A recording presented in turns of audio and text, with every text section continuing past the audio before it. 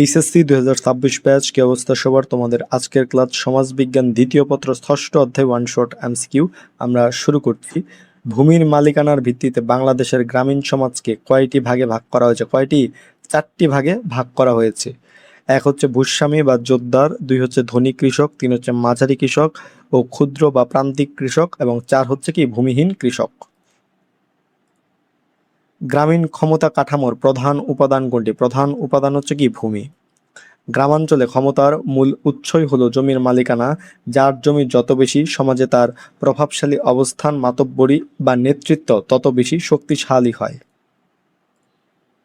গ্রামের উল্লেখযোগ্য বৈশিষ্ট্য কোনটি? গ্রামের উল্লেখযোগ্য বৈশিষ্ট্য হচ্ছে কি কৃষি নির্ভর অর্থনীতি। গ্রামীণ মানুষদের প্রধান পেশা ও জীবিকার মূল ভিত্তি হলো কৃষি। বেশিরভাগ মানুষ প্রত্যক্ষ বা পরোক্ষভাবে জমি চাষ ও কৃষি বা কৃষিকাজের সাথেই কি যুক্ত থাকে। গ্রামীণ সমাজে ঐতিহ্য ও ঐক্য পরিলক্ষিত হয় কিসের জন্য? জ্ঞাতি সম্পর্কের জন্য। গ্রামে রক্ত কিংবা আত্মীয়তার সম্পর্ক অর্থাৎ জ্ঞাতি সম্পর্ক অত্যন্ত সুদৃঢ়। সামাজিক অনুষ্ঠান, বিপদ আপদ কিংবা দৈনন্দিন জীবনে একতাবদ্ধ থাকার পেছনে এই জ্ঞাতি সম্পর্কের ভূমিকা প্রধান। গ্রামীণ ক্ষমতা কাঠামোর অন্যতম উপাদান কি? অন্যতম উপাদান হচ্ছে কি ভূমির মালিকানা। গ্রামীণ অর্থনীতি ও সামাজিক মর্যাদা নির্ধারণ করে জমি। তাই গ্রাম্য রাজনীতি ও ক্ষমতা দখলের মূল হাতিয়ারে হচ্ছে কি ভূমির মালিকানা। গ্রামীণ ও শহুরে সমাজের পার্থক্যের প্রধান ক্ষেত্র কোনটি? প্রধান ক্ষেত্র হচ্ছে কি পেশা। গ্রামের মানুষের প্রধান পেশা কৃষি, যা সরাসরি প্রকৃতির সাথে যুক্ত। অন্যদিকে শহরের মানুষের পেশা প্রধানত চাকরি, ব্যবসা বা শিল্প নির্ভর। পেশার এই ভিন্নতাই গ্রাম ও শহরের মূল বৈষম্য তৈরি করে। কোন ধরনের কৃষকেরা জমি বর্গা দেয়? কোন ধরনের? ধনী কৃষকেরা জমি বর্গা দেয়। ধনী কৃষকদের অনেক জমি থাকে, কিন্তু তারা নিজেরা সরাসরি মাঠে নেমে কাজ করে না।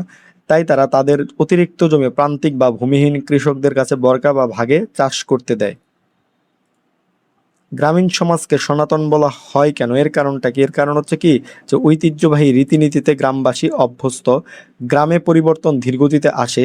গ্রামীণ সমাজ প্রাচীন প্রথা, বিশ্বাস, লোকজ কালচার ও যুগ যুগ ধরে চলে আসা নিয়মকানুন আঁকড়ে ধরে রাখে বলেই কি একে সনাতন বলা হয়।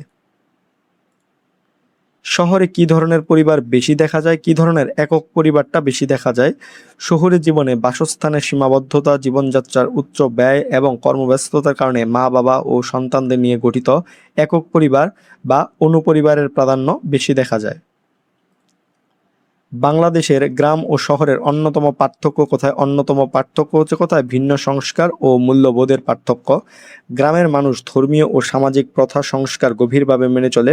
অন্যদিকে শহুরে মানুষ কিছুটা আধুনিক ও ভিন্ন দৃষ্টিভঙ্গির অধিকারী হয়, যার ফলে তাদের চিন্তা ও মূল্যবোধের পার্থক্য তৈরি হয়।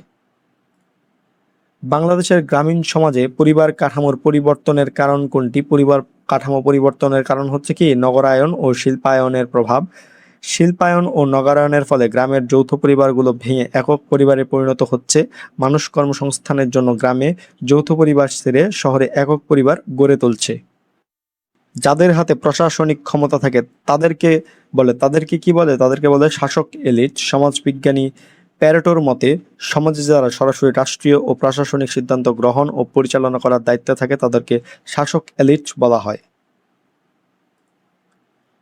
শহর সমাজে জ্ঞাতি সম্পর্কের মূল ভিত্তি কি? মূল ভিত্তি হচ্ছে কি যে কাল্পনিক আত্মীয়তা। কারণটা কি? কারণ হচ্ছে শহরে রক্ত বা আত্মীয়তার সম্পর্কের মানুষ কম থাকে, তাই প্রতিবেশী, সহকর্মী বা পরিচিত মানুষজনকে চাচা, মামা, ভাই ইত্যাদি রেখে সম্পর্ক গড়ে তোলা হয়, যাকে কাল্পনিক বা কৃত্রিম আত্মীয়তা বলা হয়। বাংলাদেশের গ্রামীণ সমাজের অর্থনীতির মূল ভিত্তি কি? অর্থনীতির মূল ভিত্তি হচ্ছে কি গ্রামীণ সমাজের কৃষি। বাংলাদেশের গ্রামের সার্বিক জীবনযাত্রা, ক্রয় ক্ষমতা এবং কর্মসংস্থান প্রত্যক্ষ ও পরোক্ষভাবে কৃষির ওপর নির্ভরশীল। যেসব কৃষক নিজ জমিতে চাষাবাদ করে কোনো রকম নিজেদের ভরণ পোষণ করে থাকে তাদেরকে কি বলে? তাদেরকে বলা হচ্ছে কি প্রান্তিক কৃষক বলা হয়। যাদের জমির পরিমাণ খুব সামান্য এবং যাদের শুধুমাত্র পরিবারের খোরাকি কোনো রকম চলে তাদেরকে প্রান্তিক কৃষক বলা হয়। সামাজিক রীতিনীতি কোন সমাজে বেশি পালিত হয়? কোন সমাজে? গ্রামীণ সমাজে বেশি পালিত হয়। গ্রামীণ সমাজে প্রাতিষ্ঠানিক আইনের চেয়ে প্রথা, লোকাচার ও সামাজিক নিয়ম রীতির বাধ্যবাধকতা অনেক বেশি মান্য করা হয়। নিম্নের কোনটি গ্রামীণ সংস্কৃতির উদাহরণ? কোনটি? নবান্ন উৎসব হচ্ছে কি গ্রামীণ সংস্কৃতির একটি উদাহরণ। নতুন ধান কাটার পর ঘরে ঘরে পিঠাপুলির উৎসব ও নতুন চালের ভাত খাওয়ার যে আমেজ তৈরি হয় সেটাই কি নবান্ন, যা খাঁটি গ্রামীণ সংস্কৃতির প্রতীক বহন করে। কারা আধুনিক সংস্কারমুক্ত ও বাস্তব দৃষ্টিভঙ্গি লালন করে? শহরের মানুষ বা শহুরে মানুষ। উচ্চশিক্ষা, তথ্য প্রযুক্তির সুযোগ এবং বহুমাত্রিক সংস্কৃতির সাথে সম্পৃক্ততার কারণে শহরের মানুষ তুলনামূলক বেশি আধুনিক ও যুক্তিভিত্তিক দৃষ্টিভঙ্গি লালন করে। নগর সমাজের বৈশিষ্ট্য হলো, নগর সমাজের বৈশিষ্ট্য কি? যে শিক্ষাভিত্তিক স্তর বিন্যাস। শহরের মানুষের মর্যাদা, চাকরি ও শ্রেণী অবস্থান বড় অংশে নির্ভর করে তার শিক্ষাগত যোগ্যতার উপর, তাই শহরের স্তরবিন্যাস শিক্ষাভিত্তিক। কাদের ধ্যান ধারণা কৃত্রিমতাপূর্ণ? কাদের? শহুরে মানুষের বা শহরের মানুষের ধ্যান ধারণা কৃত্রিমতাপূর্ণ। প্রকৃতি থেকে দূরে থাকা, জটিল যান্ত্রিক জীবন এবং আনুষ্ঠানিক সামাজিক সম্পর্কের কারণে শহুরে জীবনের রীতিনীতি ও আচরণে কিছুটা কৃত্রিমতা বা ফর্মালিটি দেখা যায়। ঘনবসতি, নিজস্ব প্রশাসনিক ব্যবস্থা ও নানা বৈশিষ্ট্য হিসেবে এখানে হবে সমাজবিজ্ঞানীরা এটিকে উল্লেখ করেছেন কি? শহর সমাজ। সমাজবিজ্ঞানীদের মতে বিপুল জনসংখ্যা, ঘনবসতি, বিশেষায়িত প্রশাসনিক ব্যবস্থা এবং অকৃষি পেশার প্রাধান্যই হলো কি শহর সমাজের সংজ্ঞা। বাংলাদেশের শহর ক্ষমতা কাঠামোর অন্যতম উপাদান কোনটি? অন্যতম উপাদান হচ্ছে কি সম্পত্তি। শহরে অর্থনৈতিক ক্ষমতা অর্থাৎ ঘরবাড়ি, ব্যবসা বাণিজ্য বা স্থায়ী সম্পদের অর্থাৎ সম্পত্তির উপর ভিত্তি করে মানুষের রাজনৈতিক ও সামাজিক প্রভাব নির্ধারিত হয়। স্থানীয় সরকার ব্যবস্থার প্রথম সোপান কোনটি? প্রথম সোপান হচ্ছে কি ইউনিয়ন পরিষদ। বাংলাদেশের স্থানীয় সরকার কাঠামোর সবচেয়ে তৃণমূল বা ভিত্তিস্তর হলো ইউনিয়ন পরিষদ। এর উপরে রয়েছে কি উপজেলা ও জেলা পরিষদ।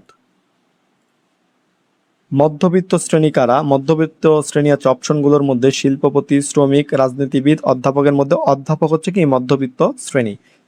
যারা পেশাজীবী, শিক্ষক, বুদ্ধিজীবী কিংবা মাঝারি আয়ের চাকরিজীবী তারা অর্থনৈতিক ও সামাজিকভাবে মধ্যবিত্ত বা মিডল ক্লাস শ্রেণীর অন্তর্ভুক্ত।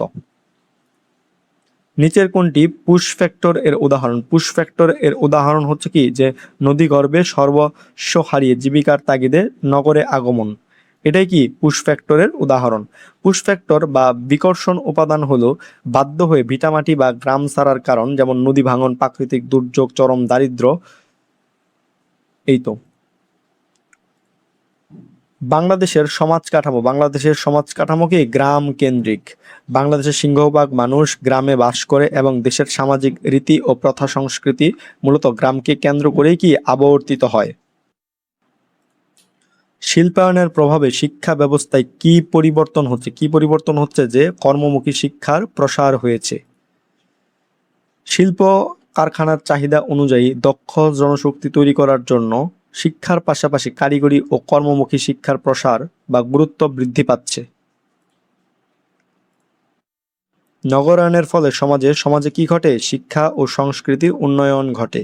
নগরায়নের ফলে বিভিন্ন আধুনিক শিক্ষা প্রতিষ্ঠান, সাংস্কৃতিক কেন্দ্র, বইমেলা ও নাট্যচর্চার সুযোগ তৈরি হয়, যা সমাজকে উন্নত সংস্কৃতির দিকে নিয়ে যায়। তো এই ছিল সমাজবিজ্ঞান দ্বিতীয় পত্র ৬ষ্ঠ অধ্যায় ওয়ান শট এমসিকিউ ক্লাসটি। তোমাদের সকলের জন্য শুভকামনা রইল। ধন্যবাদ সকলকে।